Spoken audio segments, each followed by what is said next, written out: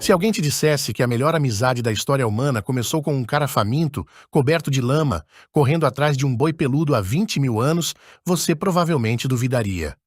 Mas é exatamente assim que tudo começa em Alpha, um filme de 2018. Se você já assistiu a esse filme, ou se esse resumo despertar em você a vontade de assistir, conta pra gente aqui nos comentários. Queremos muito saber a sua opinião. Agora vamos nessa. Estamos no Paleolítico Superior, aquela época em que problema de abastecimento significava literalmente morrer de fome. Tal, o chefe do clã, abaixa-se, recolhe um punhado de terra do chão e o examina com atenção redobrada, como se aquele torrão guardasse segredos vitais.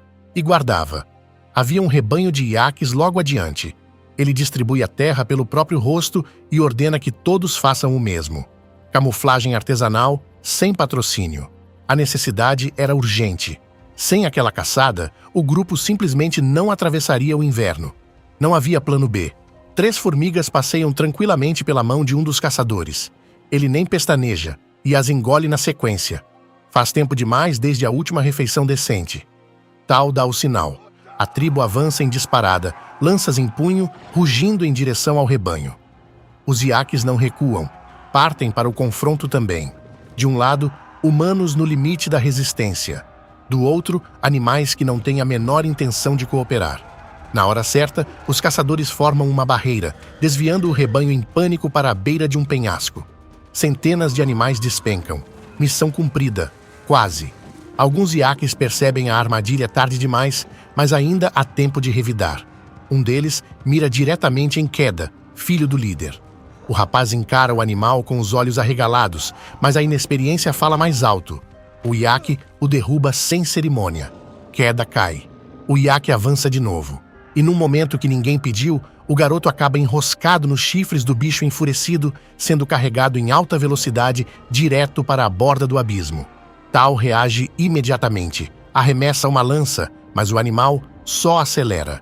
Chega à beira, projeta a Queda para frente e some. Quando a tribo alcança o penhasco, a cena já está definida. Queda pendurado por uma mão numa rocha saliente, o pai gritando para que ele não solte. A rocha racha. Queda cai vários metros abaixo, sobre outra saliência.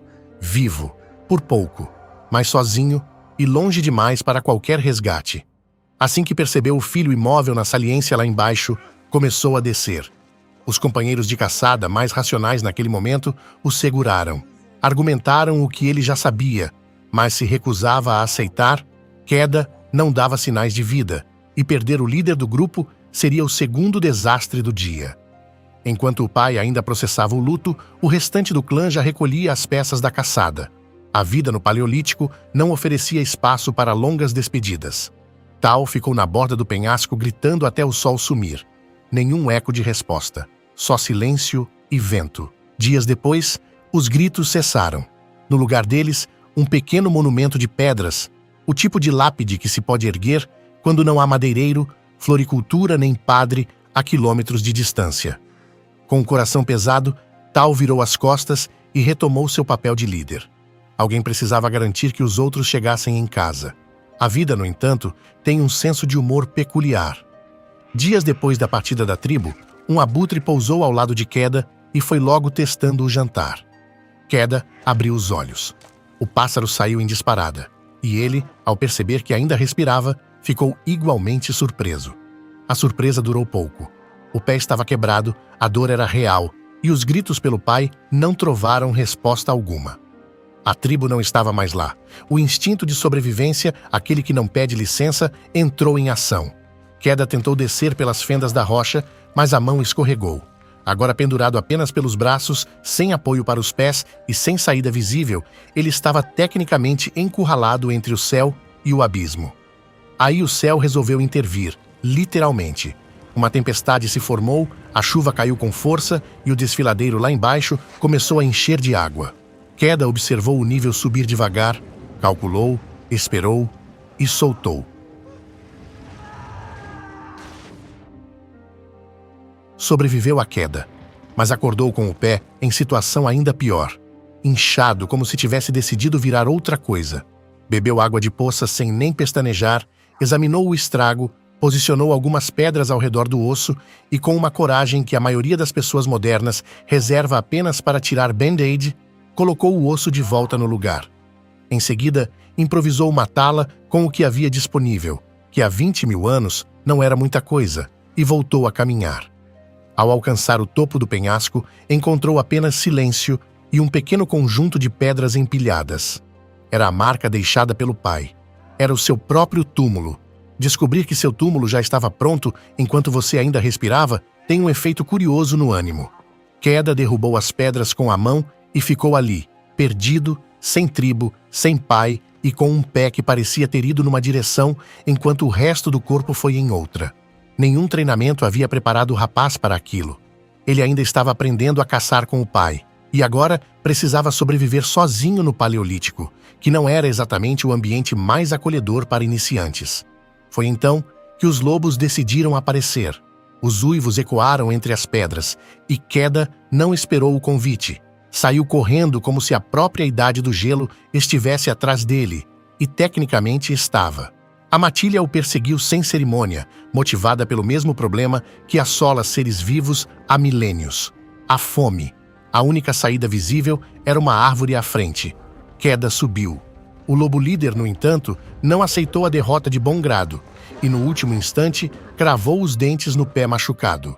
Queda sacou a adaga e respondeu com uma estocada na pata do animal. Naquele dia, a árvore foi o melhor imóvel disponível no mercado. A matilha esperou embaixo por várias noites. Um por um, os lobos desistiram e foram embora, todos, exceto o ferido. Ao descer, Queda fabricou uma lança por precaução. Com ela em mãos, a lógica mandava acabar com o animal que tentara transformá-lo em jantar. Só que Queda não conseguia matar nem um javali quando caçava ao lado do pai. Imagina um lobo agonizante olhando diretamente para ele. O coração falou mais alto que a adaga. Ele se aproximou com cuidado. O lobo rosnou, mostrou os dentes, deixou claro que não estava pedindo socorro. Queda improvisou uma espécie de focinheira com um pedaço de corda, fechou aquela boca mal agradecida e carregou o animal por quilômetros até a margem de um rio. Ali, limpou os ferimentos com a atenção de quem sabe que, no Paleolítico, não existe segunda opinião médica. E então, fez algo que nenhum humano havia feito antes. Deu um nome ao lobo. Escolheu Alfa. A parceria mais improvável de 20 mil anos acabara de começar, e ela ainda nem sabia disso. A tranquilidade durou pouco. Uma alcateia de hienas surgiu farejando a área, atraída pelo cheiro do ferido.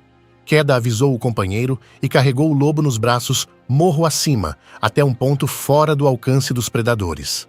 Lá no alto, os dois descansaram de verdade pela primeira vez. Na manhã seguinte, Queda desceu para coletar ervas para o próprio pé e bebeu água para recuperar as forças, quando os uivos de Alfa cortaram o silêncio. Alfa havia se livrado da focinheira e deixado bem claro que não era do tipo grato. Quando Queda tentou oferecer água, o lobo rosnou com a convicção de quem não pediu socorro e não pretendia aceitar.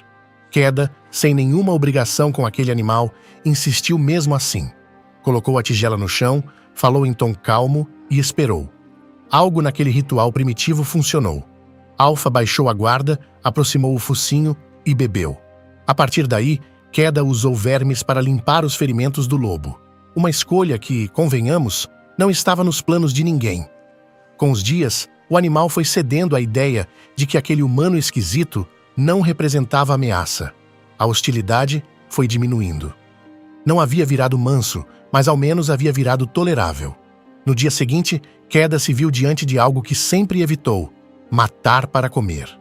Conseguiu um coelho, levou para a caverna e acendeu a fogueira. Alfa farejou o assado no ar e tentou antecipar o jantar. Queda disse não. O lobo recuou. Surpreso, talvez, mas recuou. Para marcar território de forma didática, Queda mordeu um pedaço de carne crua na frente do animal. Recado dado. Alfa ficou esperando sua vez, babando com a paciência de quem não tem escolha. No fim, Queda dividiu os restos e jogou os ossos, e a noite terminou em paz, o que por si só já era uma conquista. Os dias na caverna foram fazendo efeito nos dois. Os ferimentos cicatrizaram. A desconfiança foi cedendo espaço para algo parecido com cumplicidade. Até houve um momento em que Alfa resolveu que o cachecol de Queda era dele agora. e precisou ser convencido do contrário. Quando Queda anunciou que precisava partir antes da neve fechar o caminho de volta à tribo, despediu-se e saiu.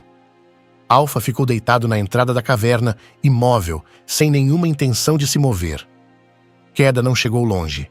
O lobo estava atrás dele. Gritos, gestos, ordens para voltar para a matilha. Nada funcionou. Quando Queda apanhou um galho para espantá-lo, Alpha o pegou com a boca e ficou esperando para brincar. Era um lobo selvagem do Paleolítico, agindo como filhote de 15 dias. Queda desistiu. Os dois seguiram juntos. A parceria revelou vantagens práticas imediatas.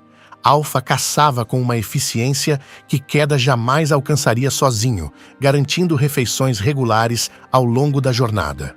A convivência foi tecendo um vínculo real, cada um aprendendo a ler os sinais do outro, respeitando os limites, entendendo as peculiaridades. Numa noite fria em que o fogo se apagou, Alpha levantou, caminhou até Queda e deitou ao lado dele. Calor e proteção, sem protocolo. De manhã, Queda acordou com o lobo, lambendo seu rosto sem parar. Segundo ele, Alpha cheirava mal e precisava de banho. O lobo, naturalmente, discordou. Um lago cristalino no meio daquela imensidão gelada era quase uma piada da natureza. Queda entrou na água, espirrou no lobo e fez o gesto universal de "entra, está ótimo". Alpha resistiu o quanto pôde e depois entrou. Os dois chapinharam como se não houvesse paleolítico nenhum lá fora. Alpha ainda aproveitou para pescar um exemplar de tamanho respeitável, provando mais uma vez que era o membro mais competente da dupla. Depois disso, o inverno resolveu chegar de vez. Gelo, neve, vento e todo o pacote incluso. Numa noite enquanto Queda comia ao lado da fogueira, Alpha se levantou de repente em posição de alerta. No topo de uma colina próxima, uma alcateia inteira os observava em silêncio, daquele jeito que só lobos e vizinhos encrenqueiros sabem fazer. O novo líder do grupo desceu em direção aos dois. Queda segurou a lança com firmeza. Alpha avançou ao encontro do animal e os dois se encararam. Num gesto que dispensava tradução, Alpha comunicou ao líder que aquele humano era seu companheiro e que a situação estava sob controle. Os focinhos se tocaram. Acordo fechado. O líder voltou para a alcateia. Os outros recuaram. Alpha ficou olhando o grupo se afastar, e Queda viu nos olhos do lobo algo que reconheceu imediatamente: a saudade de pertencer a algum lugar. Era exatamente o que ele próprio carregava desde que acordou naquele penhasco. Queda disse para Alpha ir, e Alpha foi. A solidão que se instalou depois foi de outro calibre. Sem o lobo ao lado, cada noite ficou mais comprida e cada passo mais pesado. Queda continuou avançando, porque não havia outra opção, mas o caminho de volta estava ficando cruel. Então, dias depois, ele avistou uma alcateia devorando uma presa no gelo. Sem pensar duas vezes, gritou pelo nome de Alpha. Era instinto puro. O que ele não calculou foi o chão sob os pés. O gelo cedeu. Queda afundou direto para as águas geladas abaixo e a correnteza o arrastou para longe da abertura. Alpha reagiu sem hesitar. Jogou o peso do corpo contra a superfície congelada repetidas vezes, sem resultado. Então pegou a adaga de Queda e golpeou o gelo com determinação até abrir uma brecha. Puxou o companheiro pela manga e o trouxe à superfície. Queda estava com o corpo inteiro em estado de congelamento. Alpha começou a lamber seu rosto insistentemente. Método de aquecimento que, apesar de pouco glamouroso, funcionou. Uma fogueira foi acesa e os dois se aqueceram juntos. Na manhã seguinte, Alpha não tinha ido a lugar nenhum. A decisão estava tomada. Ele ia acompanhar Queda até o fim. Os dois retomaram a jornada, até que uma nova alcateia de hienas surgiu no encalço. Queda gritou para correr e os dois saíram em disparada, como se a idade do gelo inteira estivesse atrás deles. Desta vez, estava. A caverna de gelo apareceu na hora certa, e as hienas passaram correndo sem perceber que a dupla estava ali dentro, quietinha, torcendo para o plano funcionar. Funcionou, mas a caverna tinha outros inquilinos. Um ruído no fundo do escuro. Alpha assumiu postura de combate antes mesmo de Queda processar o que estava acontecendo. Uma pantera negra emergiu das sombras e saltou direto em sua direção. Alpha se jogou na frente sem cerimônia, interpondo o próprio corpo entre o rapaz e o felino. Os dois animais travaram uma luta em que o tamanho claramente favorecia um lado. Queda armou o arco, mas Alfa e a pantera se revezavam na frente da mira. Impossível arriscar. Quando a pantera estava quase vencendo, Queda fechou os olhos e soltou a flecha. Acertou. A pantera caiu. Alfa sobreviveu. Ali, Queda olhou para o lobo e fez uma promessa. Não ia desistir dele, independente do que viesse pela frente. Eram dois sobreviventes que haviam salvado a vida um do outro mais vezes do que qualquer um dos dois havia planejado. As pedras empilhadas pela tribo como marcação de rota começaram a aparecer no caminho, sinal de que o lar estava próximo. Mas a natureza ainda tinha um último argumento. Uma nevasca intensa fechou o horizonte justamente nos quilômetros finais. Alfa, ainda com os ferimentos da pantera, ia ficando mais lento a cada passo. Até que parou. Simplesmente não conseguia mais avançar. Queda não hesitou. Pegou o lobo no colo e seguiu. Foram várias noites assim. Um rapaz exausto carregando um lobo ferido por colinas cobertas de neve, no Paleolítico, sem previsão do tempo e sem nenhum motivo racional para acreditar que ia dar certo. Mas Queda não largou. Quando as luzes do acampamento apareceram à frente, ele entrou cambaleante e desabou no chão. Tal ficou paralisado. O filho que havia chorado, que havia erguido um túmulo de pedras, estava ali na sua frente, vivo. Queda mal conseguia falar. Apontou para Alfa e implorou que cuidassem do animal. Sem ele, a volta não teria acontecido. Quando acordou, foi direto verificar o lobo. A curandeira da tribo estava trabalhando e a situação ainda era delicada. Mas Alfa sobreviveu e então deu à luz uma ninhada de filhotes. Durante toda a jornada, as lutas, o gelo, a pantera, os quilômetros carregada nos braços de Queda, Alfa estava grávida. Lutou para salvar o companheiro e os próprios filhotes ao mesmo tempo, sem reclamar uma única vez. Com o passar do tempo, Alfa se recuperou por completo. Os filhotes cresceram. E o que começou como uma ferida de adaga numa pata virou o primeiro capítulo de uma história que a humanidade levaria milênios para entender completamente. Se você gostou deste resumo, então recomendo assistir este outro aqui também. Garanto que vai gostar. Nos vemos lá!